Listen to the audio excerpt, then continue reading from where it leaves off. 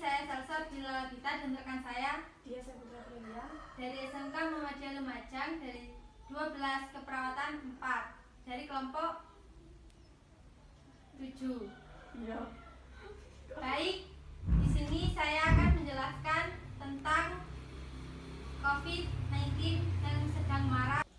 COVID-19 begitu cepat menular dari satu manusia ke manusia lainnya. Jumlah korban dan angka kasus kian meningkat. Hingga tulisan ini dibuat, jumlah kasus mencapai lebih dari 502.000 kasus di Indonesia.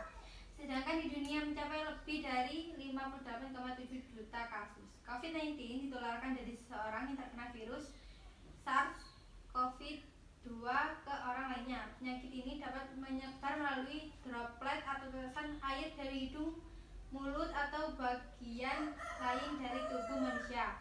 Penularannya dapat terjadi pada saat batuk, bersin, ataupun berbicara. Seseorang juga dapat terinfeksi COVID-19 bila tanpa sengaja menghirup droplet dari penderita. Ini alasan mengapa penting untuk menjaga jarak hingga kurang lebih dari 1 meter dari orang lain. Droplet juga dapat melekat atau jatuh pada benda di sekitarnya, kemudian menularkan penyakit pada orang lain yang menyentuh benda yang sudah terkontaminasi droplet penderita. Bila tangan kita yang terkontaminasi menyentuh mata, hidung, atau mulut, maka kita dapat terinfeksi COVID-19. Ini adalah alasan pentingnya mencuci tangan secara teratur dan sabun dengan air mengalir atau hand sanitizer.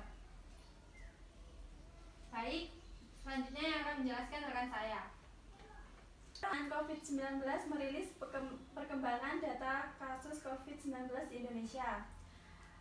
Lewat rilis BNPB, tercatat ada penambahan kasus sebanyak 40.427 kasus baru terkonfirmasi positif corona. Dari penambahan ini, total kasus terkonfirmasi positif corona di Indonesia per 12 Juli 2021 pukul 12.00 WIB sebanyak Rp2.567.630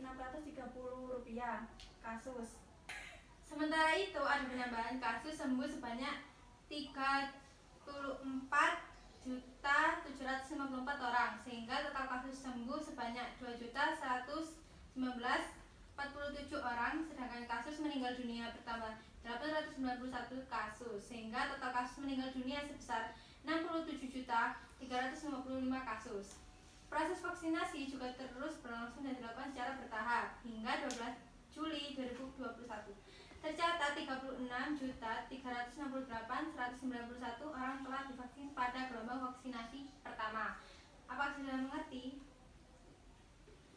Ya. Baik, saya akan menjelaskan seterusnya.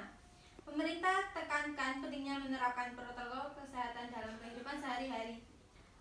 Pentingnya menerapkan protokol kesehatan dalam kehidupan sehari-hari, apalagi di masa pandemi COVID-19.